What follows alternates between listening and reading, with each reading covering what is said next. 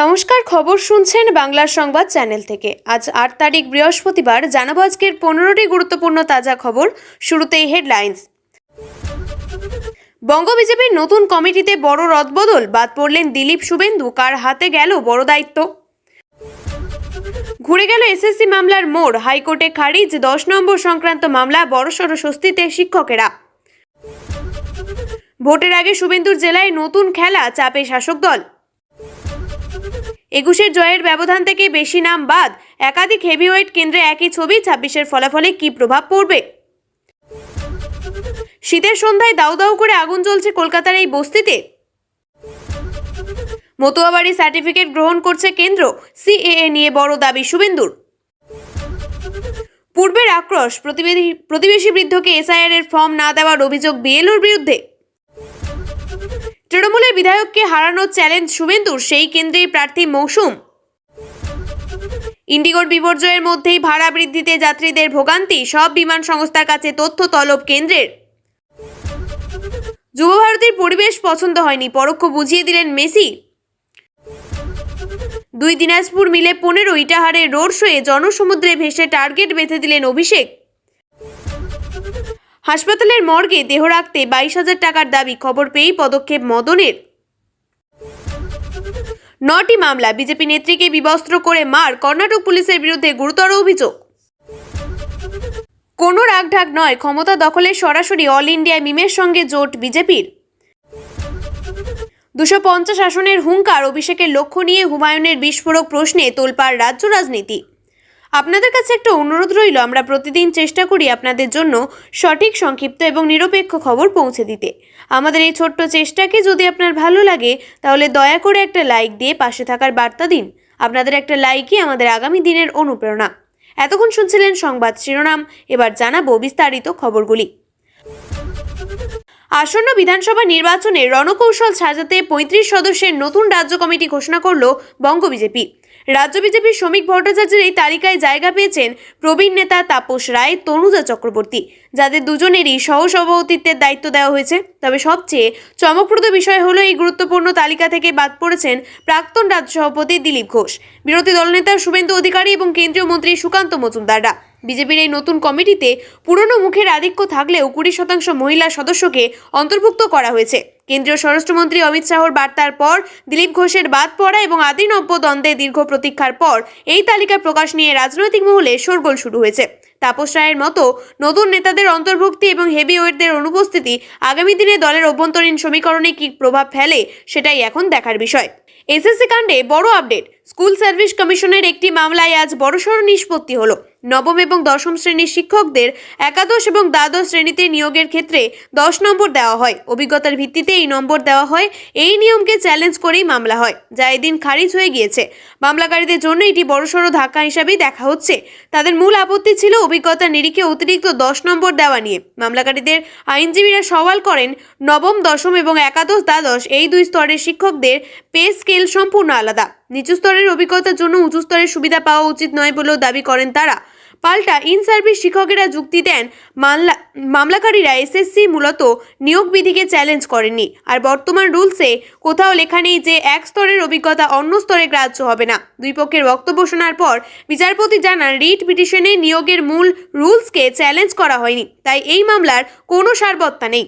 বিচারপতি এও বলেন, ভবিষ্যতে কেউ এই নম্বর দেওয়ার পদ্ধতি পরিবর্তন করতে চাইলে তাকে নিয়োগের মূল বিধি চ্যালেঞ্জ করে আলাদা করে দাখিল করতে হবে পিটিশন। আদালতের এই রায়ের জেরে নবম এবং দশম শ্রেণীতে কর্মরত শিক্ষকেরা একাদশ এবং দ্বাদশ শ্রেণীর নিয়োগের ক্ষেত্রেও অভিজ্ঞতার জন্য 10 নম্বর পাওয়ার যোগ্য বলে বিবেচিত হলেন। দুয়ারে কড়া নাড়ছে বিধানসভা নির্বাচন। তার আগেই বিধানসভার বিরোধী দলনেতা শুভেন্দু অধিকারীর জেলা পূর্ব মেদিনীপুরের চাপে পড়ল তৃণমূল কংগ্রেস। এগরায় দলের পদ থেকে ইস্তফা দিলেন একাধিক নেতা। তার ইস্তফাপত্র পাঠালেন তৃণমূল সুপ্রিমো মমতা বন্দ্যোপাধ্যায়। ইস্তফাপত্রের প্রতিলিপি পাঠিয়েছেন তৃণমূলের সেকেন্ড ইন কমান্ড অভিষেক বন্দ্যোপাধ্যায়ও। ভোটের আগে একাধিক নেতার একসঙ্গে পদ থেকে ইস্তফায় বিপাকে পড়েছে শাসক শিবির। এগরা পৌরসভার চেয়ারম্যান স্বপন নায়ককে গ্রেপ্তারির জেরে নেতাদের এই ইস্তফা কিনা তা নিয়েই প্রশ্ন উঠছে। এগরা সহ তৃণমূল নেতৃত্বের গণ ইস্তফা নিয়ে শাসক দলকে কটাক্ষ করেছে পদ্ম শিবির। এগরা সহ তৃণমূলের বিভিন্ন ওয়ার্ডের পদাধিকারীরা গত 5ই জানুয়ারি দলের সুপ্রিমো মমতা বন্দ্যোপাধ্যায়কে পদত্যাগপত্র পাঠিয়েছেন। পদত্যাগপত্রের প্রতিলিপি অভিষেক এবং জেলা স্তরের নেতাদের কাছেও পাঠিয়েছেন। কাতি সাংগঠনিক জেলার সভাপতি পীযূষ কান্তি পণ্ডা এবং জেলা দলের চেয়ারম্যান স্থানীয় বিধায়ক তরুণ মাইতি, জেলা পরিষদের সভাধিপতি উত্তম বারিক এবং এগরা সহ তৃণমূলের সভাপতি জয়ন্ত সাউকে ওই নেতারা পদত্যাগের প্রতিলিপি পাঠিয়েছেন। পদ থেকে ইস্তফা দেওয়া নেতারা জানিয়েছেন তারা এগরা সহ তৃণমূলের বিভিন্ন ওয়ার্ডের গুরুত্বপূর্ণ সাংগঠনিক দায়িত্বে ছিলেন। দলের একজন সাধারণ কর্মী হিসেবে তার দলনেত্রীর নির্দেশ পালন করে এসেছেন এবং ভবিষ্যতেও করবেন, কিন্তু বর্তমান পরিস্থিতির চাপে পড়ে তারা সাংগঠনিক পদগুলি থেকে অব্যাহতি চাইছেন।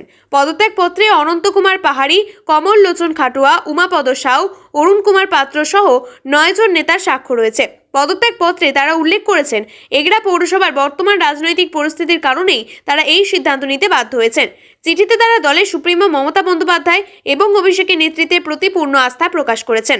ইস্তফাপত্র পাঠানোর পরে ওই নেতারা জানিয়েছেন এখন থেকে একজন সাধারণ তৃণমূল কর্মী হিসাবে কাজ করে যাবেন তারা। সরকারি জমি বেআইনিভাবে লিজ দেওয়া এবং আর্থিক দুর্নীতির অভিযোগে কয়েকদিন আগে গ্রেপ্তার করা হয়েছে তৃণমূলের এগরা পৌরসভা চেয়ারম্যান স্বপন কুমার নায়েককে। দলের নেতাদের গণ ইস্তফার পিছনে স্বপন নায়েকের গ্রেপ্তারের ঘটনা রয়েছে কিনা তা নিয়ে জল্পনাও শুরু হয়েছে।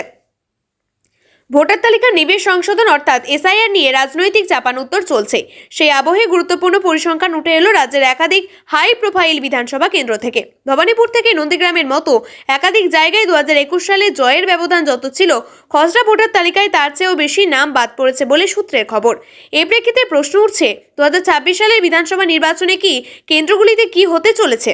পশ্চিমবঙ্গে এসআইআর এর খসড়া ভোটার তালিকায় বাদ গিয়েছে 58 লক্ষেরও বেশি নাম, কিন্তু বিধানসভা কেন্দ্রগুলিকে ধরে এই নাম বাদের হিসাব করতে গিয়ে সামনে আসছে অনেক দূর তথ্য। সূত্রের খবর অনেক জায়গাতেই দেখা যাচ্ছে 2021 সালের বিধানসভা নির্বাচনে সেই কেন্দ্রে জয়ের ব্যবধান যত ছিল, খসড়া ভোটার তালিকায় তার চেয়েও বেশি সংখ্যক নাম বাদ পড়েছে। এই তালিকায় রয়েছে অনেক হাই প্রোফাইল বিধানসভা কেন্দ্র, যেমন 2021 সালে শুভেন্দু অধিকারীর বিধানসভা কেন্দ্র নন্দীগ্রামের ছবিও এক। 2021 সালে নন্দীগ্রাম কেন্দ্রের 1956 ভোটে জিতেছিলেন শুভেন্দু। সূত্রের খবর এসআইআর এর খসড়া তালিকায় নন্দীগ্রাম কেন্দ্রে বাদ পড়েছে 10,599 জনের নাম। কলকাতায় আরও একাধিক হাই প্রোফাইল কেন্দ্র থেকে এমনই ছবি উঠে আসছে। 2021 সালে চৌরঙ্গী কেন্দ্রে 45,344 ভোটে জিতেছিলেন তৃণমূল প্রার্থী নয়না বন্দ্যোপাধ্যায়। সূত্রের খবর এসআইআর এর খসড়া তালিকা চৌরঙ্গী কেন্দ্রে বাদ পড়েছে 74,553 জনের নাম। 2021 সালে রাসবিহারী কেন্দ্র থেকে 21,406 ভোটে জিতেছিলেন তৃণমূল প্রার্থী দেবাশিস কুমার। সূত্রের খবর এসআইআর এর খসড়া তালিকায় রাসবিহারী কেন্দ্রে বাদ পড়েছে 42,519 জনের নাম। 2021 সালে শ্যামপুকুর কেন্দ্রে 22,520 ভোটে জেতেন তৃণমূলের শশী পাঁজা। সূত্রের খবর এসআইআর এর খসড়া তালিকায় শ্যামপুকুর কেন্দ্রে বাদ পড়েছে 42,303 জন ভোটারের নাম।